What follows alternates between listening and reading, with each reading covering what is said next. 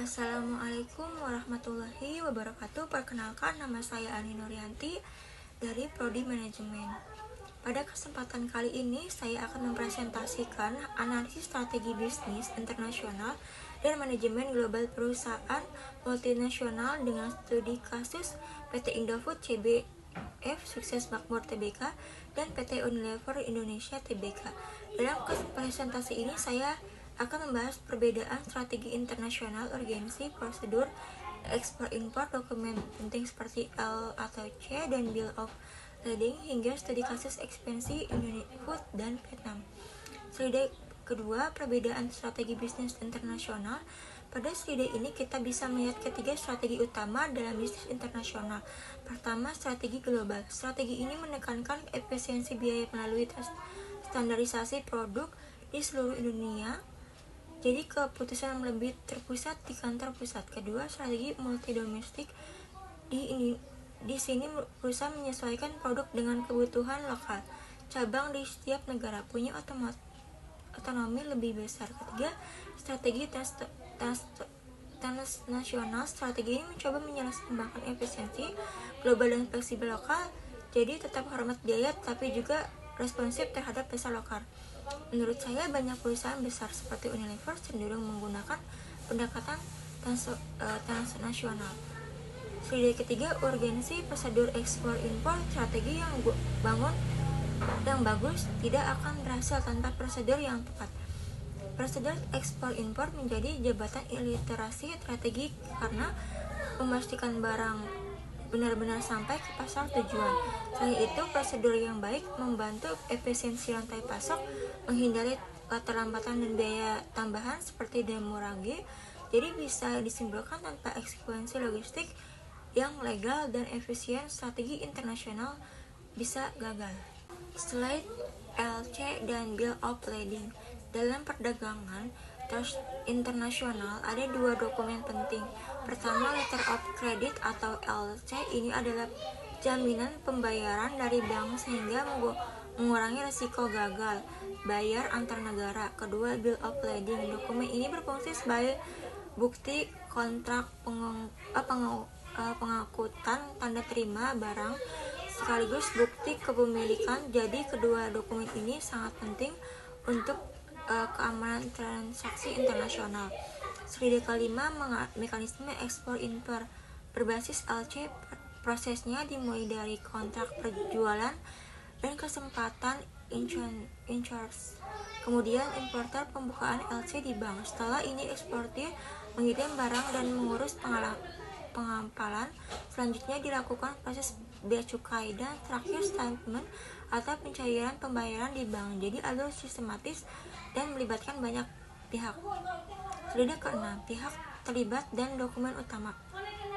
Dalam proses ini ada beberapa pihak yang terlibat seperti eksportir, importir, bank, freight forwarder, bea cukai, dan maskapai pelayanan. Dokumen untuk yang digunakan antara lain commercial invoice, packing list, certificate of origin, dan policy assurance. Semua dokumen ini saling berkaitan untuk memastikan transaksi berjalan lancar. Slide ke-7, dampak terhadap daya saing. Dengan sistem ekspor yang baik, perusahaan bisa meningkatkan daya saing global.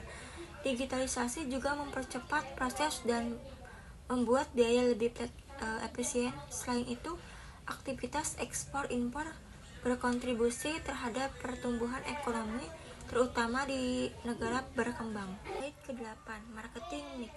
Standarisasi vs adaptasi. Dalam pemasaran internasional, perusahaan harus memiliki antara standarisasi atau adaptasi. Standarisasi cocok untuk menekankan biaya produksi melalui produk yang seragam, sedangkan adaptasi diperlukan untuk menyesuaikan dengan budaya dan referensi lokal. Menurut saya, kombinasi keduanya seringkali menjadi solusi terbaik. Slide ke-9, keunggulan kompetitif melalui supply chains. Keunggulan kompetitif bisa dibangun melalui global sourcing, yaitu mencari bahan baku dari lokasi dengan biaya lebih rendah. Selain itu, pemilik lokasi operasi yang strategis membantu mengurangi biaya logistik dan mempercepat distribusi. Rantai pasok yang efisien menjadi kunci dan persaingan global. Slide ke-10, studi kasus Indofood dan Vietnam. Sebagai studi kasus, Indofood melakukan ekspedisi ke Vietnam.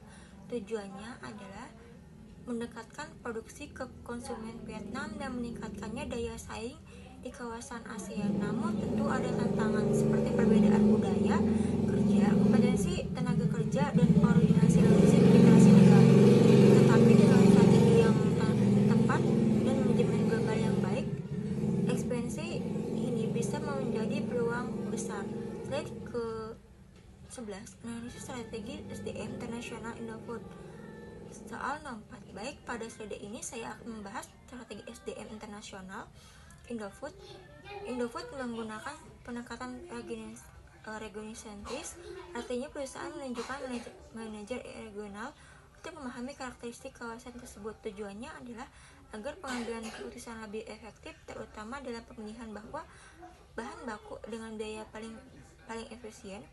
Selain itu, Indofood juga menerapkan pelatihan literasi budaya. Ini penting karena operasional internasional melibatkan tenaga kerja dari berbagai latar belakang budaya.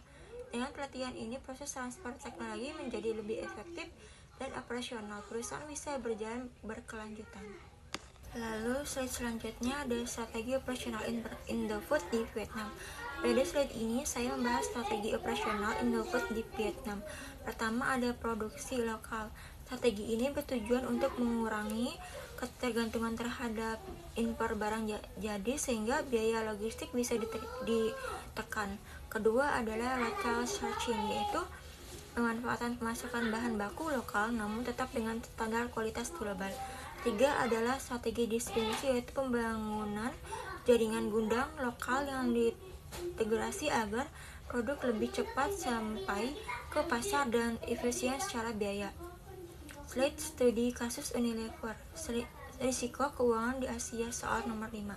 Selanjutnya saya akan membahas studi kasus Unilever terkait risiko keuangan di Asia. Risiko pertama adalah nilai tukar fluktuasi mata uang di kawasan Asia yang tidak stabil dapat berdampak langsung pada laba regional. Risiko kedua adalah kompleksitas regulasi karena setiap negara memiliki aturan perbankan dan perpajakan yang berbeda sehingga dapat menyulitkan efisiensi bisnis. Slide selanjutnya strategi keuangan internasional Unilever untuk mengatasi risiko tersebut. Unilever menerapkan beberapa strategi. Pertama adalah hedging atau lindungi nilai, yaitu menggunakan instrumen keuangan untuk mengurangi dampak fluktuasi nilai tukar dan menjadi stabilitas margin laba. Kedua adalah netting internasional, yaitu penyelesaian utang piutang antara cabang secara konsolidasi untuk memintalkan ekspor kurs atau negara. Lalu selanjutnya peran kepemimpinan internasional. Di sini terlihat bahwa kepemimpinan memiliki peran penting sebagai global integrator. Pemimpin harus mampu mengintegrasikan strategi keuangan, operasional, dan sekaligus penyelesaian kebijakan global dengan kebutuhan lokal. Selain itu, pemimpin juga harus mampu melakukan koordinasi dan inovasi lintas negara agar strategi tetap relevan dengan standar global, namun tetap sesuai dengan kondisi pasar lokal. Dan terakhir, kesimpulan dan referensi.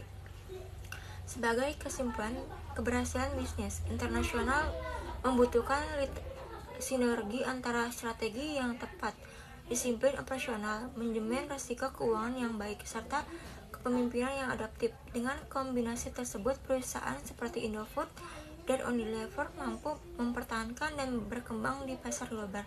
Demikian presentasi dari saya. Terima kasih. Wassalamualaikum warahmatullahi wabarakatuh.